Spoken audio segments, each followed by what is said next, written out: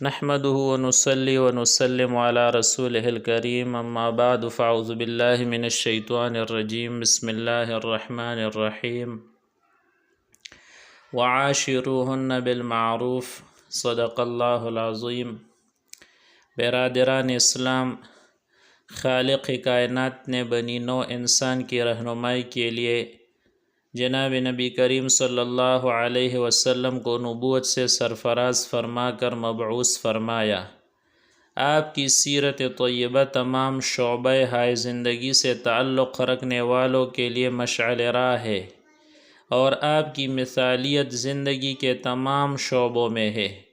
آپ صلی اللہ علیہ وسلم کے کامل ترین انسان، اعلیٰ حکمران، بہترین سپہ سالار، قاضی، تاجر اور ساتھ ہی ساتھ کامل شوہر بھی تھے۔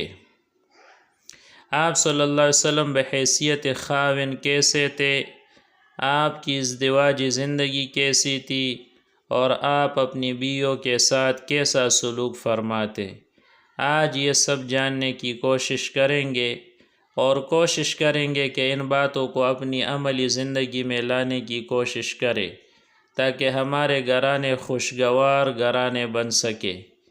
خاوند اور بیوی کے باہم رشتے میں محبت جزو لازم ہے۔ جب تک باہم محبت الفت نہ ہو، یہ رشتہ قائم نہیں رہ سکتا۔ رسول اللہ صلی اللہ علیہ وسلم اپنی بیویوں میں سب سے زیادہ محبت کرنے والے تھے، اور آپ نے اس معاشرے میں عورت کے ساتھ اچھا سلوک کیا، ایسے معاشرے میں جس معاشرے میں لوگ عورتوں کے ساتھ برے رویے سے پیش آتے تھے۔ چنانچہ سیدنا عمرو بن عاص رضی اللہ تعالیٰ عنہ نے بیان کیا کہ نبی کریم صلی اللہ علیہ وسلم نے انہیں غزوہ ذات السلاسل کے لیے بھیجا۔ واپس آ کر فرماتے کہ میں نے آپ صلی اللہ علیہ وسلم کی خدمت میں حاضر ہو کر پوچھا کہ سب سے زیادہ محبت آپ صلی اللہ علیہ وسلم کو کس سے ہے؟ تو آپ نے فرمایا کہ عائشہ سے۔ میں نے پوچھا اور مردوں میں؟ فرمایا کہ اس کے باپ ابو بکر سے۔ میں نے پوچھا کہ اس کے بعد؟ فرمایا کہ عمر ابن خطاب رضی اللہ تعالیٰ عنہ سے۔ اس طرح آپ صلی اللہ علیہ وسلم نے کئی آدمیوں کے نام لیے۔ آپ صلی اللہ علیہ وسلم زمانے کے مصروف ترین شخص تھے۔ آپ پیغمبر بھی تھے، لوگوں کے رہنما تھے، اور تعلیم و تعلم کی مصروفیت تھی۔ ان سب کے باوجود آپ روزانہ اپنی بیویوں کے پاس جاتے، ان سے ملاقات کرتے۔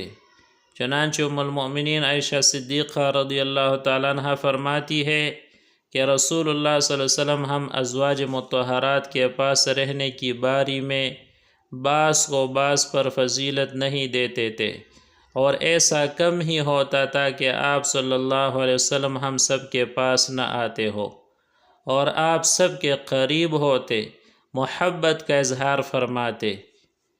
ہاں، کبھی جماع کرتے اور کبھی نہ کرتے۔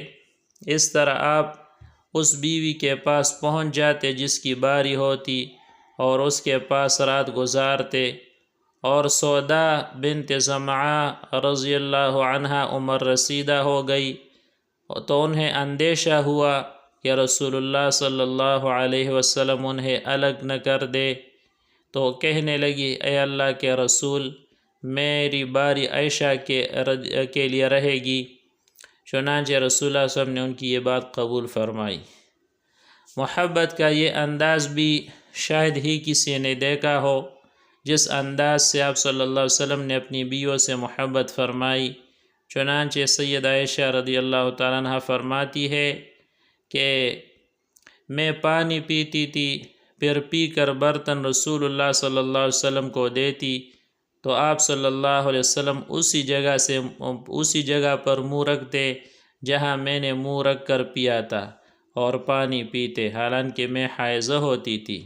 ایک سفر میں فرماتی ہے کہ ایک سفر میں ہم رسول اللہ صلی اللہ علیہ وسلم کے ساتھ روانہ ہوئے۔ جب ہم مقام بیدا یا ذات الجیش مقام تک پہنچے تو میرا ہار گم ہو گیا۔ رسول اللہ صلی اللہ علیہ وسلم نے اسے تلاش کروانے کے لیے وہیں قیام کیا، اور صحابہ رضی اللہ عنہم نے بھی آپ صلی اللہ علیہ وسلم کے ساتھ قیام کیا۔ وہاں کہیں پانی نہیں تھا، اور صحابہ رضی اللہ عنہم کے ساتھ بھی پانی نہیں تھا۔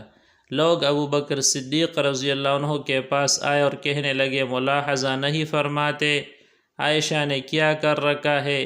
حضور صلی اللہ علیہ وسلم کو یہیں ٹھہرا لیا اور لوگوں کو بھی، حالانکہ یہاں کہیں پانی نہیں ہے اور نہ کسی کے پاس پانی ہے۔ سیدنا ابو بکر رضی اللہ عنہ میرے پاس آئے اور آپ صلی اللہ علیہ وسلم سر مبارک میری ران پر رکھ کر سوئے ہوئے تھے۔ کہنے لگے، تم نے آپ صلی اللہ علیہ وسلم کو اور سب کو روک لیا، حالانکہ یہاں کہیں پانی نہیں ہے اور نہ کسی کے ساتھ پانی ہے۔ سیدہ عائشہ رضی اللہ عنہ فرماتی ہے کہ ابو بکر صدیق رضی اللہ عنہ مجھ پر بہت خفا ہوئے، اور جو اللہ کو منظور تھا مجھے کہا، اور ہاتھ سے میری کوکھ میں کچو کے لگائے۔ میں نے صرف اس خیال سے کوئی حرکت نہیں کی کہ آپ صلی اللہ علیہ وسلم میری ران پر اپنا سر رکھے ہوئے تھے۔ پھر آپ صلی اللہ علیہ وسلم صبح کو بیدار ہوئے، کہیں پانی کا نام و نشان نہ تھا۔ پھر اللہ تعالیٰ نے تیمم کی آیت نازل کی، تو حضرت اسید ابن خضیر رضی اللہ عنہ نے کہا کہ آل ابی بکر، یہ تمہاری کوئی پہلی برکت نہیں ہے۔ ام المومنین سیدہ عائشہ رضی اللہ عنہ فرماتی ہے، پھر ہم نے وہ اونٹ اٹھایا جس پر میں سوار تھی، تو ہار اسی کے نیچے سے مل گیا۔ یہ بھی محبت کا ایک انداز ہے کہ آدمی اپنے بیوی کو اچھے اور پیار والے نام سے پکارے۔ چنانچہ سیدہ عائشہ رضی اللہ عنہ فرماتی ہے کہ رسول اللہ صلی اللہ علیہ وسلم نے ایک دن فرمایا، اے عائش، یہ جبرائیل تشریف فرما ہے اور تمہیں سلام کہتے ہیں۔ میں نے اس پر جواب دیا، وعلیہ السلام ورحمۃ اللہ وبرکاتہ۔ تو آپ وہ چیز ملاحظہ فرماتے ہیں جو مجھ کو نظر نہیں آتی، یعنی آپ کی مراد نبی کریم صلی اللہ علیہ وسلم سے تھی۔ آپ صلی اللہ علیہ وسلم گھر سے باہر نکلتے وقت بھی بیوی سے اظہار محبت فرماتے۔ چنانچہ سیدہ عائشہ رضی اللہ عنہ فرماتی ہے کہ نبی کریم صلی اللہ علیہ وسلم نے اپنی بیویوں میں سے کسی ایک بیوی کو بوسہ دیا، پھر نماز کے لیے چلے گئے اور آپ صلی اللہ علیہ وسلم نے وضو نہیں فرمایا۔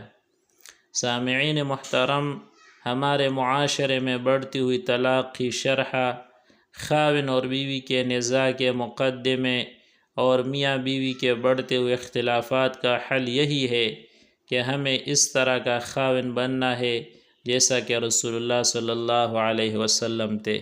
اللہ کے رسول صلی اللہ علیہ وسلم کا جیسا تعلق اپنی بیوی سے تھا، ہمیں بھی ویسا ہی تعلق بنانا ہے، جس کا صاف نتیجہ یہ ہوگا کہ ہماری لڑائیاں، جھگڑے اور اختلافات سب ختم ہو جائیں گے۔ اللہ تعالیٰ ان باتوں پر ہمیں عمل کرنے کی توفیق عطا فرمائے۔ وما علینا الا البلاغ۔